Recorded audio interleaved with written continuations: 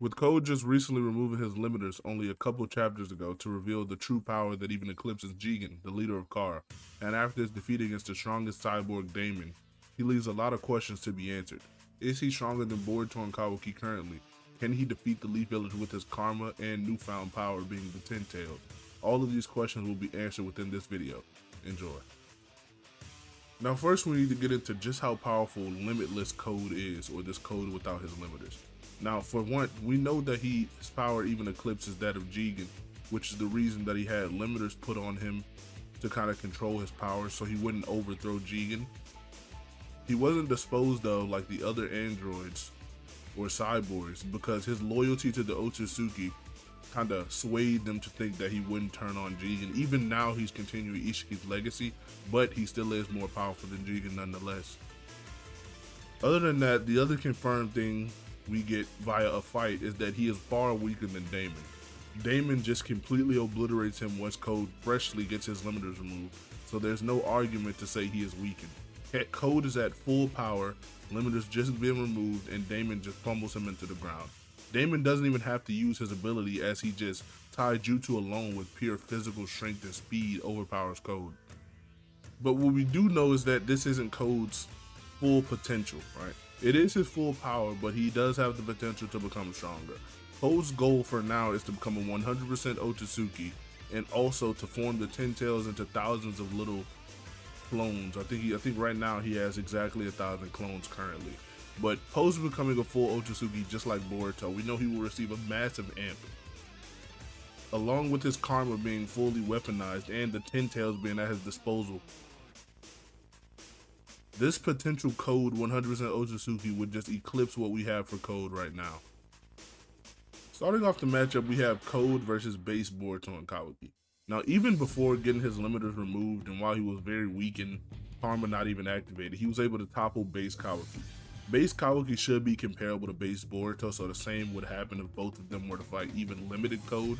They would kind of just get one shot, beat around, and bullied, just like Kawaki got did in chapters 64 and 65. They stand no chance in base whatsoever. Code is just a far greater foe than what they've ever been against. He's greater than Boro and Delta. So yeah, this is a complete mismatch.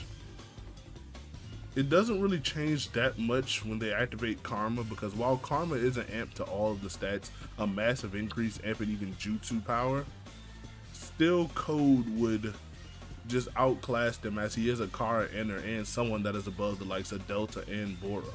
And while he is limited to be below Jigen levels of strength, Jigen levels of strength isn't needed to deal with Karma Boruto and Kawaki. Even base Naruto can deal with Karma Boruto pretty easily and Karma Kawaki, so Code should have zero to no difficulty dealing with them as well.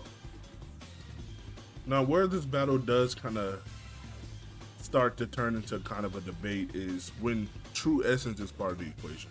Now we don't know what True Essence Boruto is. It is when he has complete control over the karma and all of the battle experience and power of Momoshiki is basically downloaded into his body over the thousands of years. He basically becomes a combat master.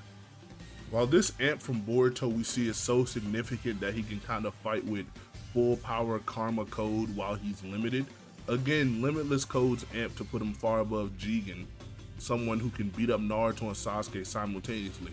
True Essence, while again, granted, is a massive amp, should get beat up in its own right. Boruto is becoming very powerful, but True Essence at this point is nowhere near the full power of 6-Path Sage Mode Naruto and Susanoo Rinnegan Sasuke. Code sadly beats him up badly as well. Now, someone who does have a chance, who have yet to see in the manga, is the 100% Otsutsuki True Essence Boruto. We know this 100% Otsutsuki amp is massive because he not only says that he feels like he can control Momoshiki's power a lot better, but even in Karma 1, he can now throw out massive Rasengans with no difficulty or chakra loss against Kawashiki in the new chapter. Massive Rasengans, it puts an extreme strain on your body that it risks death, and the destructive capabilities of massive Rasengans can blow away Kawashiki's arm.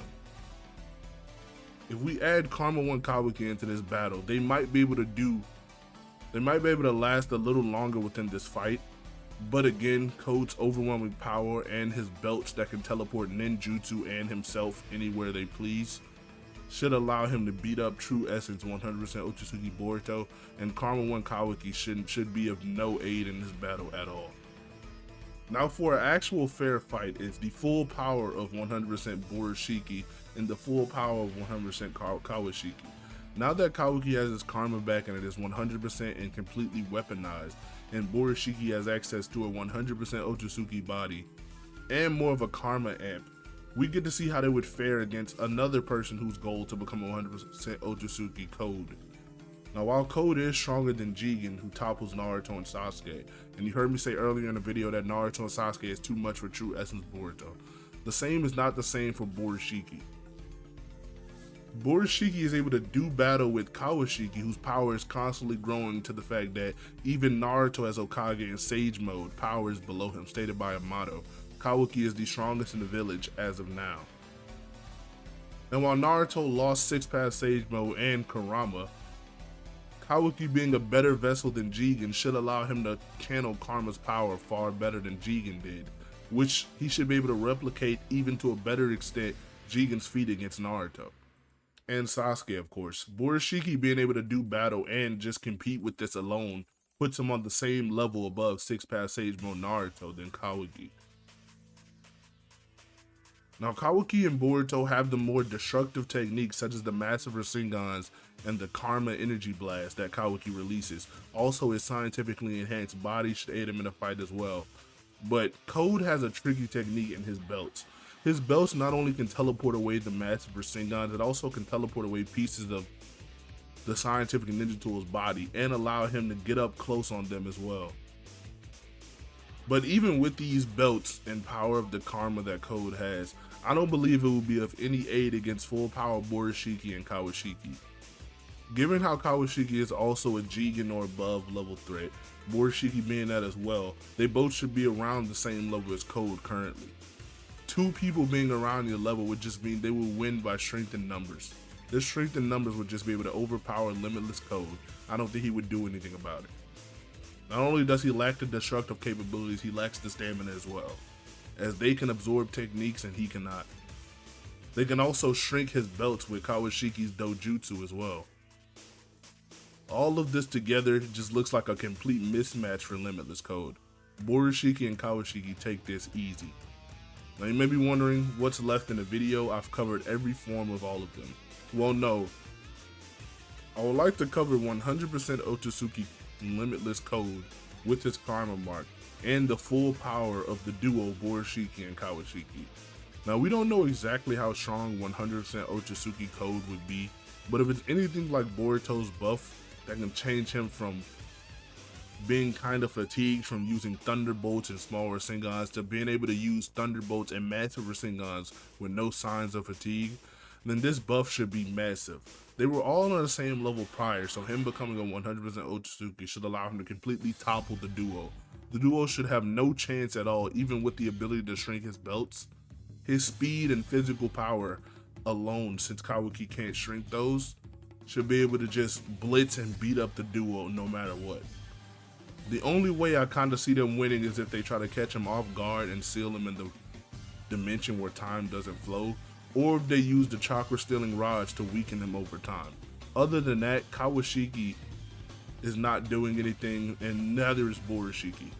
Code just might get in there and do them like Damon did him. Another thing that kind of allows Code to just beat them up, even though they have the strength in numbers, if I give him the 10 tails, which he molds into thousands of mini warriors, they may not be as strong as Kawaki or Boruto, but just the sheer strength in numbers and what they would have to do to destroy an army that large should weaken them enough for Code to have an even easier time with them. Now, since we know Code is going after the Leaf Village, if we were to give Kawaki and Boruto the benefit of the doubt and say they teamed up with the Leaf Village, regardless of Kawaki leaving the village, this is just a hypothetical for argument's sake.